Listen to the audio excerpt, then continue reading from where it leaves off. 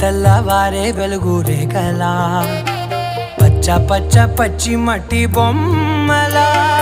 అల్లి బిల్లి వెన్న పాల నురగలా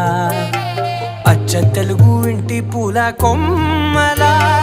దేవదేవుడే పంపగా ఇలా దేవతే మా ఇంట అడుగే పెట్టెనంట బ్రహ్మ కళ్ళలో కాంతులే